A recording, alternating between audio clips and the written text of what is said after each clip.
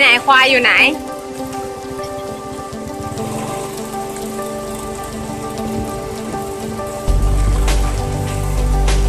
ไหนอะควายอะ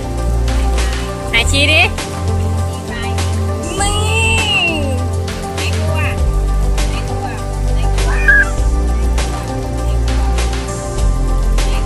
ไหนไก่ไก่อยู่ไหนไก่อยู่ไหนไก่ไก่รู้เรื่องเก่งปรบมือนี่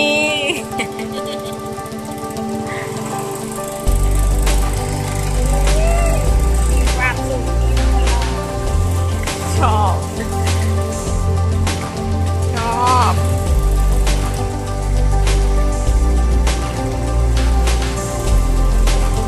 น้องเวจะไปไหนลูกไหนไปทางไหนบอกย่าดิไปทางไหน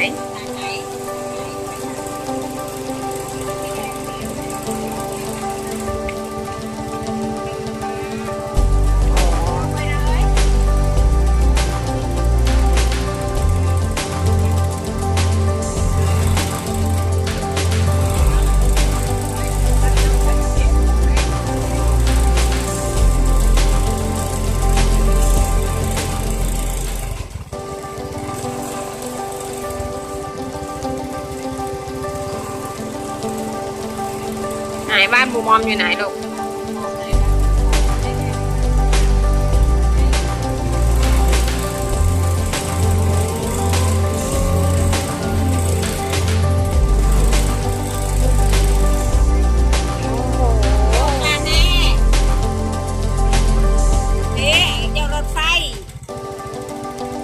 ไหนไก่ไหนไก่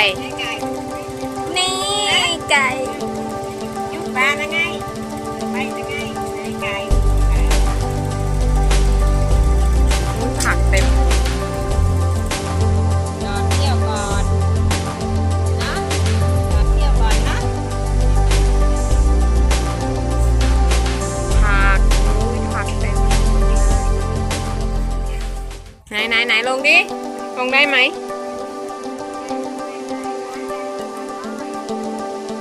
ยายวนไปตัดอ้อยน้องเวฟขโมยผักยายวนเลยเนาะ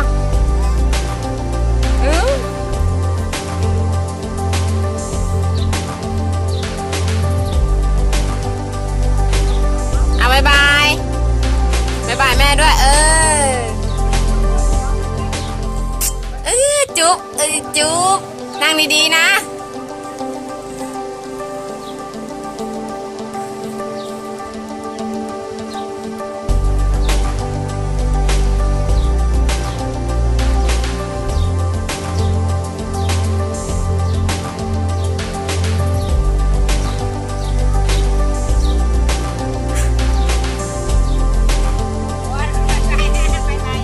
เอาบายบายแม่ดิเร็ว